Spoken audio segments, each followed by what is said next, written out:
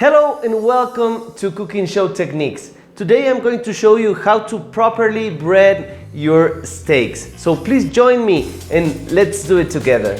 To bread properly our steaks, first of all, what we are going to do is to prepare well our breadcrumbs. Our breadcrumbs, always we're going to put a little bit of salt. Everything has to have some flavor, and also some oregano. You can use whatever leaf that you want, whatever species that you want.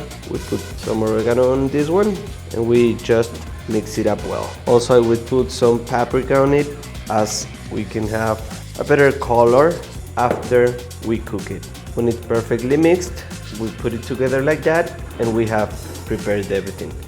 We have our steak here, thin slices of a steak, but this process we can do with chicken, we can do with pork, we can do with whatever protein that we want. We put a couple of eggs on a bowl, and also the eggs must have some flavor. So we will put some salt and some fresh grounded black pepper. We whisk together our eggs and we have it ready to start bread our pieces of meat. We have also some flour. What we're going to do is put the flour on the top of our piece of meat. This will help to absorb the excess of water that we can have, so the breadcrumbs can stick much better on the pieces of meat. So after that, we soak it on the eggs mix, and we always will drain all of the excess of egg that we can have on the piece. After that, we go to the breadcrumbs. And what we are going to do, we are going to press the breadcrumbs all along the steak. Why this? Because it will help us to stick better the breadcrumbs on the steak and also to get a larger piece of meat. We press it properly.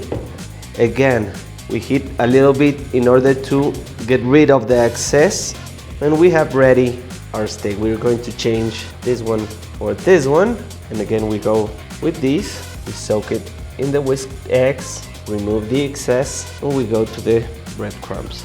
Also, it's important to remember that we need a really thin layer of breadcrumbs in our meat.